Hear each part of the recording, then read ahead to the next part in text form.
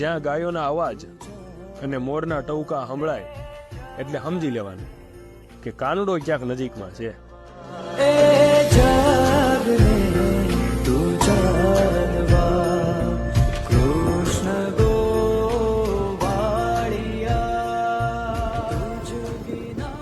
અહીંથી હવે લગભગ 15 કિલોમીટર જેવું છે બેટ દ્વારકા. અને અત્યારે આપણે ઊભા છીએ અત્યારે ભીમરાણા.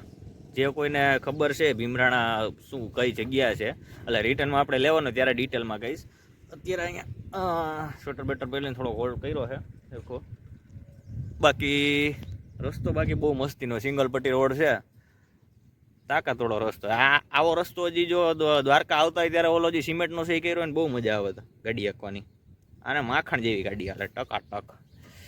વાંધો ને, હાલો રિટર્નમાં પાછા ભીમરાણા થતા જાવું અને પછી તમને એનું ડિટેલમાં જે અલગ જ આખો વિડીયો આવશે ત્યારે તમે જોઈ લેજો આના પછી. હાલ ચાલુ થઈ ગયું ભાઈ. તું આને યાર સાઈડમાં આવે તો બહુ બધા ઠોકી છે.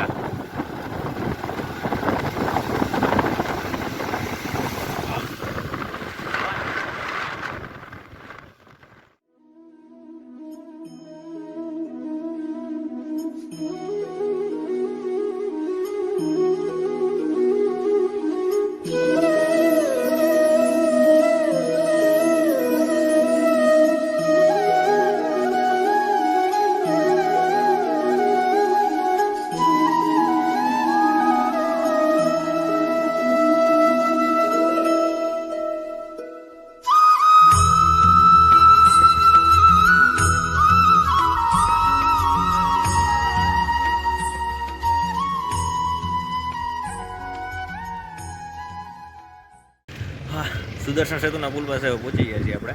આ મેન અત્યારે ગોઠવી ત્યાંથી એક રોડ જશે ઓખા સાઈડ અને એક રોડ જશે સુદર્શન સેતુ.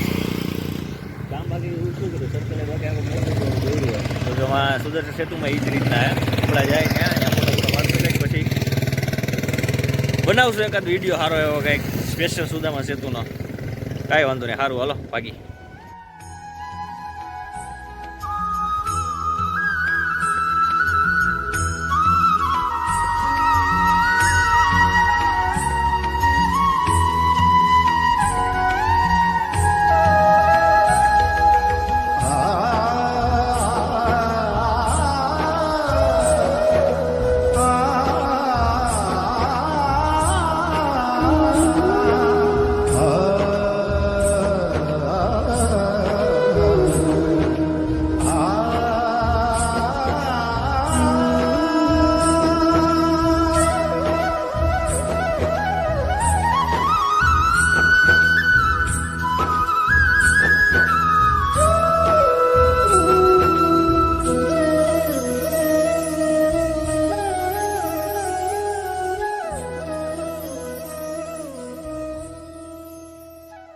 આ તો ભાઈ જે આપણું બીજી ડેસ્ટિનેશન હતું ત્યાં આપણે પહોંચી ગયા છીએ. અત્યારે જે ટ્રેન્ડિંગમાં અત્યારે હાલે 25 તારીખે જે ઉદ્ઘાટન થયું છે મોદી સાહેબે કર્યું છે અત્યારે આપણે આવી જઈએ.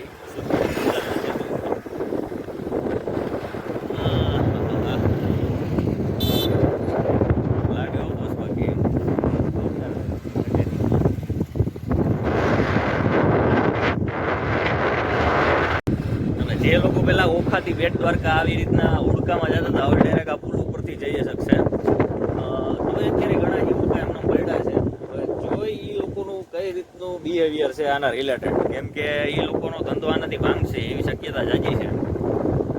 ભાંગવાનું કારણ એક જ છે કે ટ્રાન્સપોર્ટેશન અહીંથી વાહનનું ડાયરેક્ટ થઈ શકે એમ છે. અને મેન આ જે પુલ છે એને હજી પ્લસ ક્યાંક ને ક્યાંક ઉઠાવવાની ટ્રાય છે, પણ આ લોકો હવે કઈ રીતના એમાં સર્વાઈવ કરે છે એ હવે જોવાની વાત છે.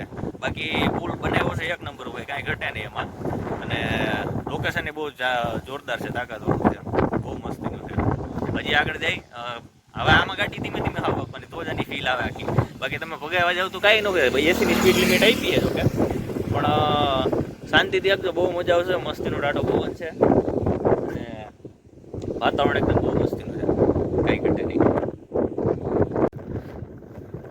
આ બાજુ જો આ બધા કાજી એમનો મળ્યા છે, પેલા બધા અહીંયા નથી જતા વખતે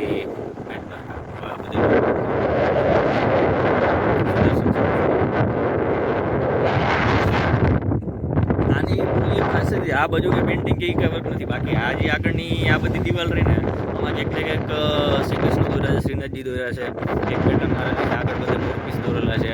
અને આ જેટલા પણ થાંભલા દેખાય છે લાઇટના એમાં ઉપર વાસળી છે અને હાઈરે એમાં મોરપીસ દોરેલું છે. એટલે ફીલ એવો જ આવે કે ભાઈ શ્રી કૃષ્ણ જ છે અહીંયા, એમાં કાંઈ ઘટે નહીં.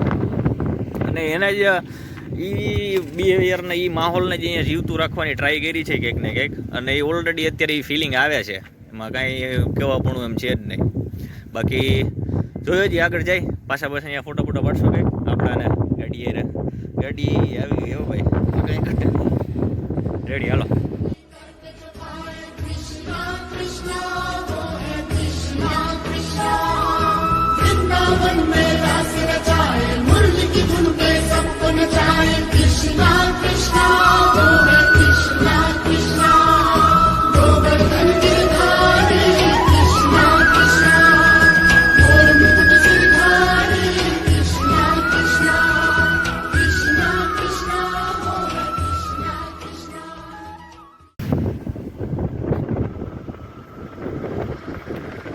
તો હજી થોડું ઘણું કામ હાલતું લાગે.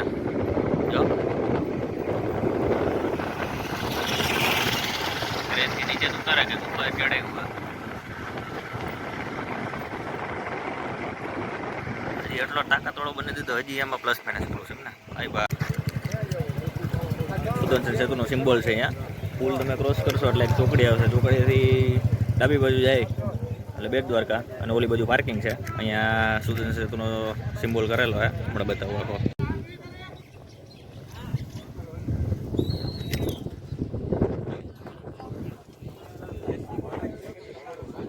હા, બેટ દ્વારકા આવી ગયા છે. ગાડીનું પાર્કિંગ આગળ હતું, પણ આપણે બેટ દ્વારકાની ગલીઓમાંથી ખૂણા ખાતે ગાડી અહીંયા પાર્ક કરી છે અત્યારે મેઇન બજારમાં. એટલે જો કે જાજુ હાલવું ન પડે.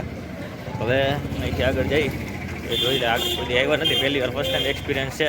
જોઈ કેવો કરે હા તમને બતાવું છું પ્લસ માઇનસ આગળ શું થાય એમ છે. ટોકું કરતા હાલ જ જઈએ બધા.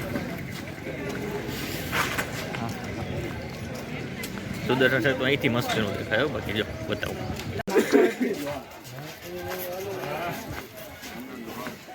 આ જર્મન રસ્તો છે બેટ દ્વારકા જવાનો, અને ઉપર સુદર્શન સેતુ.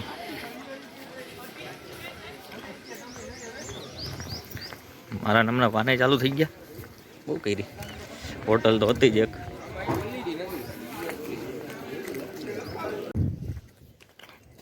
મુડકા બધી એમને બેડા. આ લગભગ એ છે કે ઓખાથી અહીંયા જે એલો ઉડકામ બેહાડીને અને આ બધા એ ઉડકા એમને અત્યારે બધા બેડા.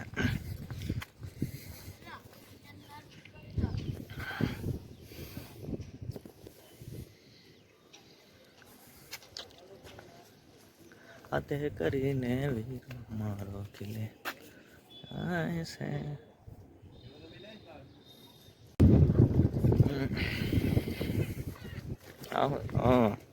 હવે સમજાણું આ ઉડકીને બાંધવા હાટું હોય.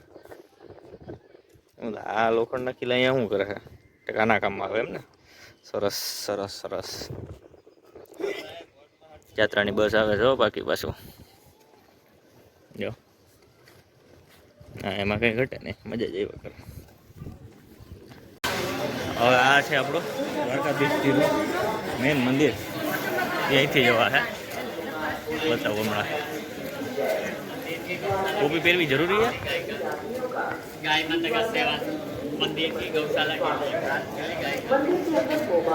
જવાનું એમ ને. અહીંયા સેમ વસ્તુ ભાઈ. મોબાઈલની મનાઈ છે, અહીંયા કંઈ લઈ જવાનું થતું નથી. હા, તમે બેટ દ્વારકા અંદર આવો એટલે આ મેન એન્ટ્રી છે. ત્યાંથી આવશો એટલે સાઈડમાં તમારે મૂકી દેવાના ફોન બોનના. પછી મેન એન્ટ્રી અહીંથી જવાની છે અંદરની સાઈડ. ભલે હાલો, વાંધો નહીં. બીજું હું અહીંયા જમા કરાવી દઈ. રેડી હાલો. રેડી ભાઈ, બેટ દ્વારકામાં દર્શન કરી લીધા છે. અહીંની સિસ્ટમ એક બહુ સમજવા જેવી છે. મોબાઈલે જમા કરાવવાનો અને જેની પાસે બેગે જમા કરાવવાનો.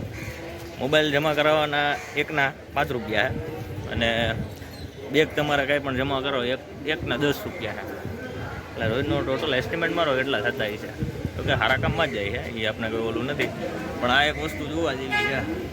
બાકી વ્યવસ્થા બધી એક નંબર છે, ટોપનો જ છે, એમાં કાંઈ ઘટે નહીં. હવેનો પ્લાનિંગ આપણો દરિયાકાંઠે જવાનો છે. પહેલાં બહાર નીકળીને ગાડી ચાલુ કરીને પછી જોઈ કે ક્યાંનું સેટિંગ થાય છે. આજુબાજુમાં જોઈએ છે કે પ્લસ માઇનસ થાય એમ હોય તો બરાબર.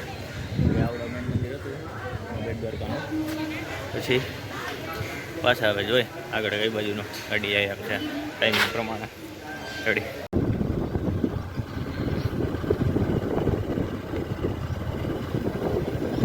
અહીંયા ઠેઠ નીકળ્યા આપણા પોલીસ વાળા ના પાડી આપણે જવા નથી. હવે બિચારો જોવે તો એમ થાય ત્યાંથી વયો ગયો વાંધો. ટુ વ્હીલ લઈને આવવાનો એક આ ફાયદો, ગાડીઓ બાડીઓ પાર કરીને વાં સુધી હાલીને જવાનું ના કરતા ગમે ત્યાં ગલી ખાચામાંથી ઘરે જ જાય. ઓલા બિચારાને ખબર એ નહોતી પડી મેં ક્યાંથી ગાયેલી ગાડી.